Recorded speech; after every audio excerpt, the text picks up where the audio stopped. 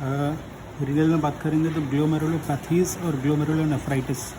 ग्लोमेरुलोपैथीज मतलब कि किडनी की बीमारियाँ, ग्लोमेरुलोनेफ्राइटिस मतलब कि ऐसी बीमारियाँ जिनमें इन्फ्लेमेशन इंक्लूडेड होता है। Inflammatory pathologies are known as glomerulonephritis itis. Okay, अच्छा, खास बात यह है कि ग्लोमेरुलस की जितनी भी इन्फ्लामेशन होती हैं, जितनी भी बीमारियाँ होती हैं, उसमें कहीं ना कहीं auto immune response is very important. Correct.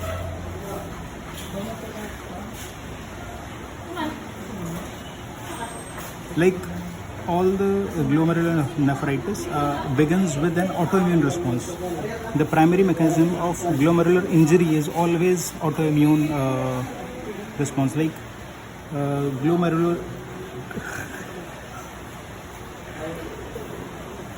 Glomerulus की कोई भी एक प्रोटीन जो है वो एंटीजन की तरह बिहेव करती है और उसके खिलाफ एंटीबॉडीज़ बनती हैं बॉडी में। तो this is always the primary mechanism of injury. Okay, तो एंटीबॉडीज़ बनेंगी तो फिर उनमें डैमेज होना शुरू हो जाता है। मतलब खुद की बनाई हुई एंटीबॉडीज़ ही ग्लोमेरुलस पर अटैक करने लगती हैं। This is always the primary mechanism. Then the secondary mechanism is sometimes inflammation, sometimes complementary mediated. तो उस वजह से कुछ मॉर्फोलॉजिकल चेंजेस होते हैं ग्लोमेरुलस के अंदर। Okay, and the type of morphological changes always decides which type of glomerulonephritis it will be. Okay, तो जिस तरीके के चेंजेस होंगे, फॉर एग्जांपल क्रिसेंट बन रहा है तो क्रिसेंट वाले ग्लोमेरुलोनेफ्राइटिस हो जाएगा। बेसमेंट मेम्ब्रेन रिलेटेड है तो वो मिनिमल चेंज ग्लोमेरुलोनेफ्राइटिस हो जाएगा। तो morphological changes decides the type of glomerulonephritis. Okay, and the morphological changes also decides the clinical presentation, how it will be. जैसे कि एग्जाम्पल के रूप में अगर हम बात करें तो कई बार ऐसा होता है कि for example this is the Bowman's capsule, this is the basement membrane, this is the capillary tuft. So basement membrane जो बना हुआ होता है वो होता है टाइप 4 कोलाजन का। Type 4 collagen, it's made up of type 4 collagen. And type 4 collagen में एक नॉन कोलाजनस पार्ट होता है, that is non globular component within nucleus part. ये कई बार एंटीजन की तरह बिहेव करता है। इट बिकम्स इम्यूनोजेनिक, तो इम्यूनोजेनिक रिस्पॉन्स इसके खिलाफ आता है ना। तो इसके खिलाफ फिर एंटीबॉडीज़ बनने लग जाती हैं। तो और क्योंकि ये ग्लोमेरुलर बेसमेंट मेम्ब्रेन GBM में यूनिफॉर्मली डिस्ट्रीब्यूटेड होता है, तो एक लीनियर एंटीबॉडी अटैक होता है जिससे कि लीनियर डैमेज होता है। Okay, so normal proteins in normal kidney becomes antigenic. So उसको कहेंगे intrinsic type of immunogenic response है। So this is called intrinsic immunogen. This becomes immunogenic. Okay. Now, ठीक है, तो इसमें यूनिफॉर्मली फैला हुआ होता है। तो इसलिए अगर इसका इम्यूनोफ्लोरेसेंट पैटर्न देखते हैं तो दिस इज यूनिफॉर्म पैटर्न और it's called linear pattern. Linear fashion में इम्यूनोफ्लोरेसेंस आता है इसके अंदर। Okay, this is one of the examples जो कि है anti-GBM एंटीबॉडीज़ के लिए। Next is one more example, there is one more example इसमें कि बोमन्स कैप्सूल के जो एपिथेलियल सेल्स होते हैं जिनको हम पोडोसाइट्स बोलते हैं, पोडोसाइट्स में डिप्रेशंस और क्रेस्ट्स होते हैं। तो डिप्रेशंस में एक टाइप का प्रोटीन होता है जिसको मेगालेंस प्रोटीन्स बोलते हैं।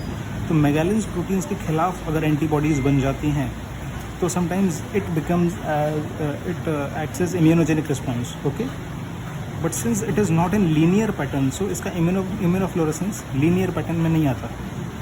This is also example of primary injury by immunogenic response. ठीक है, this is known as Heymann's glomerulonephritis. Okay, इसमें इम्यूनोफ्लोरेसेंस जो है वो ग्रैन्युलर फैशन में आता है। Correct. Now listen, in both the above examples antigens are intrinsic, मतलब किडनी के ग्लोमेरुलस के अंदर ही हैं वो दोनों एंटीजेंस, शरीर में कहीं बाहर से नहीं आए। तो इसलिए उसकी जो सर्कुलेटिंग फ्लूइड है, जो ब्लड है, उसके अंदर सिर्फ एंटीबॉडीज़ पाए जाएंगे, उसके अंदर एंटीजन नहीं पाए जाएंगे। और एंटीजन और एंटीबॉडी दोनों ज़रूरी हैं, मतलब कि एंटीजन और एंटीबॉडी दोनों ज़रूरी हैं इम्यून कॉम्प्लेक्स बनने के लिए। ठीक है, तो इसका इम्यून कॉम्प्लेक्स जो है वो सर्कुलेटिंग नहीं होगा। तो in this case, in these two cases, circulating immune complex are not formed. In these two cases, in situ immune complexes are formed. Okay, now listen. Yeah, इसीलिए only antibodies will be circulating in the blood and hence immune complexes are not formed. Immune complexes बनने के लिए उस जगह पर antigen और antibodies दोनों होना चाहिए। Immune complexes are formed when both antigen antibodies are circulating in the blood. So these two examples can not be circulating immune complex diseases. These two diseases cannot be example of circulating immune complex disease. Okay, now let's go on with the other part. Yeah,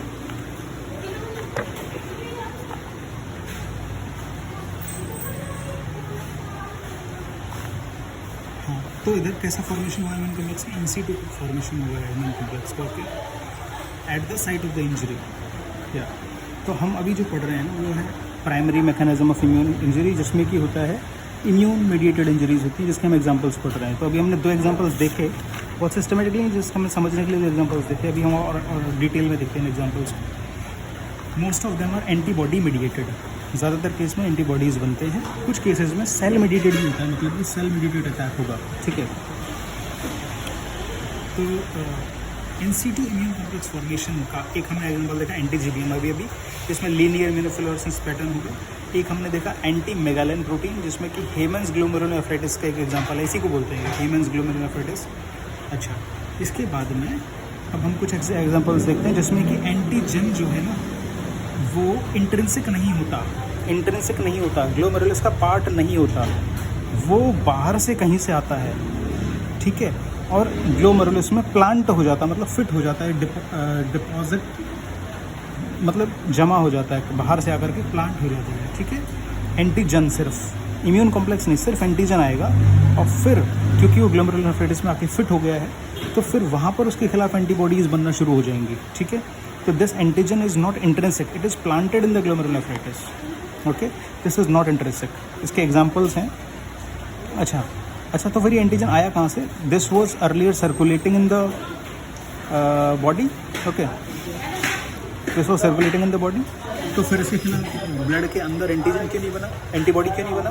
because शुरू में antibody बनने में थोड़ा time लगता है। तो जब जिस बीच में टाइम लगता है उसी बीच में ये ग्लोमेरुलस में आकर फिट हो गया। ठीक है, initially antibodies when antibodies were not formed they deposit in the glomeruli. ठीक है, अब एग्जांपल्स देखते हैं।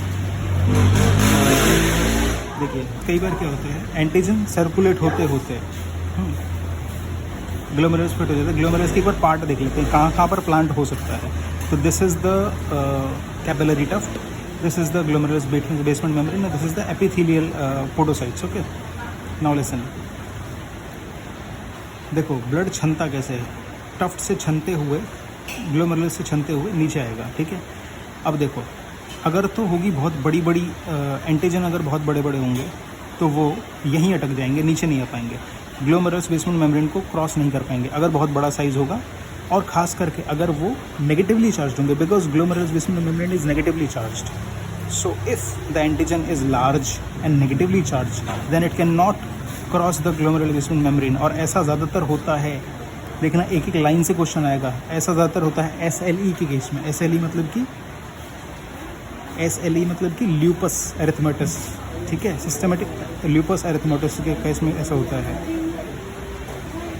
देन कुछ होती हैं थोड़ी छोटी साइज़ की, और मतलब जो जिनमें नेगेटिव चार्ज कम होता है या न्यूट्रल होती हैं, जो आकर के मेम्ब्रेन के अंदर फिट हो जाती हैं। तो these are called intramembranous deposits. Okay, and the next one is subepithelial deposits. Okay, जिसमें कि स्मॉल एंटीजन्स, जो छोटे एंटीजन्स होंगे जो इसको क्रॉस कर पाएंगे, और जो पॉजिटिवली चार्ज होंगे, जो नेगेटिवली चार्ज इसको भी क्रॉस कर पाएंगे। ठीक है, तो दे आर जो पोडोसाइट तक पहुंच पाते हैं। ठीक है, अच्छा, अब ये क्या सर्कुलेशन में आ रहे हैं, ब्लड के थ्रू आ रहे हैं, तो आकर के यहाँ फिट हो जाते हैं, एंटीजन फिट हो गए। अब इनके खिलाफ एंटीबॉडी बनना शुरू हो जाएंगी, और फिर वही काम होगा, एंटीबॉडी एंटीजन रिएक्शन होगा, फिर ये फिर सेकेंडरी रिस्पॉन्सेज आएंगे, सेकेंडरी इंजरी होगी, प्राइमरी इंजरी ऐसे होगी। ठीक है, तो हमने बोला कि प्राइमरी मैकेनिज्म इम्यून रिस्पॉन्स है ना, वो 2 प्रकार से हो सकता है, एंटीबॉडी मीडिएटेड में ही 2 प्रकार से हो सकता है। या तो आपका एंटीजन in-situ हो वहाँ पर,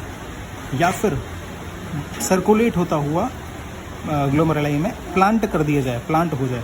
एक और तरीका होता है कि सर्कुलेशन में एंटीजन ना हो करके एंटीजन और एंटीबॉडी दोनों हों और वो दोनों मिलकर सर्कुलेशन के अंदर ही क्या बना लें, इम्यून कॉम्प्लेक्सेस बना लें, और वो इम्यून कॉम्प्लेक्सेस ग्लोमेरुलस के अंदर आके फिट हो जाएं। ये भी एक टाइप होता है, इसको हम आगे पढ़ेंगे अभी। ठीक है, उससे पहले हम ये पढ़ते हैं कि what could be the circulating antigens. ये सर्कुलेटिंग जो एंटीजन है, जो प्लांट हो गए हैं, वो हो क्या सकते हैं? कुछ भी हो सकते हैं बाहर से आने वाला, जैसे कि माइक्रोब्स हो सकते हैं। अच्छा,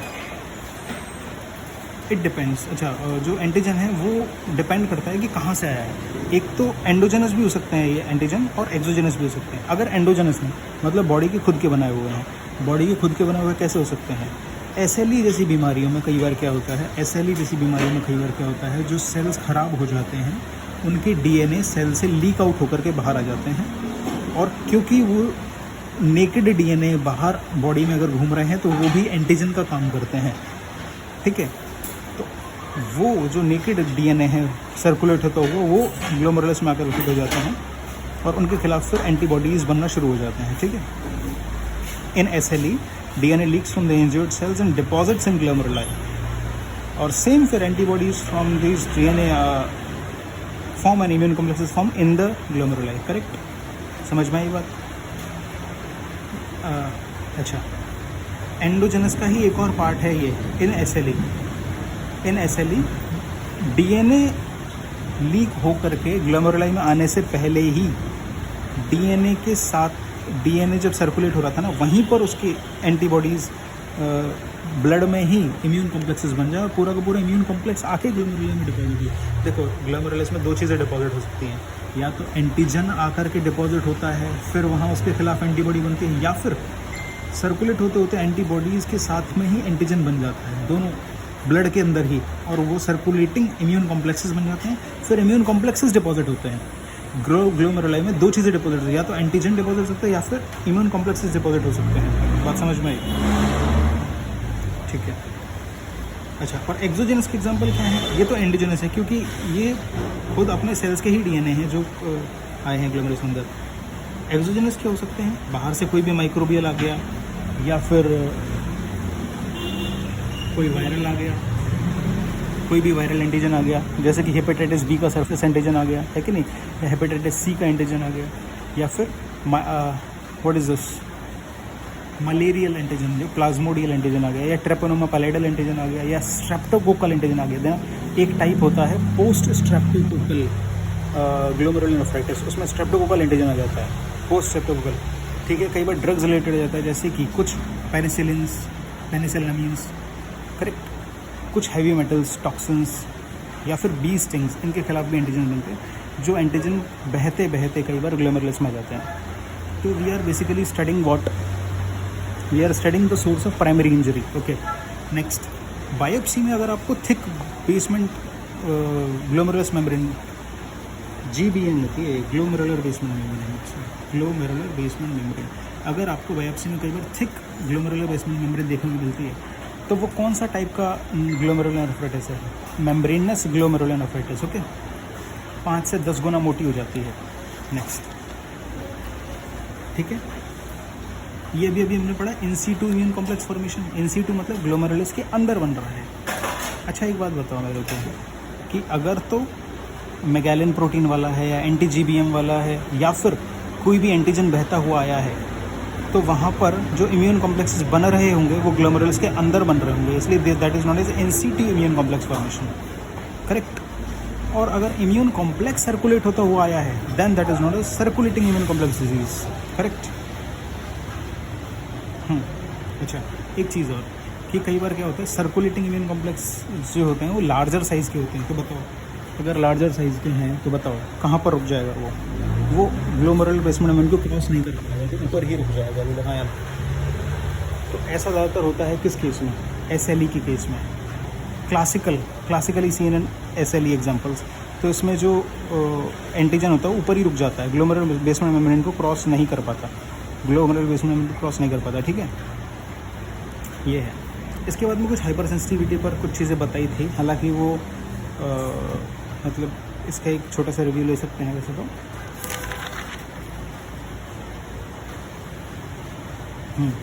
ठीक है, ठीक है, ये भी बहुत ज़रूरी है, इसको भी समझेंगे अपन, लेकिन एक ब्रेक के बाद।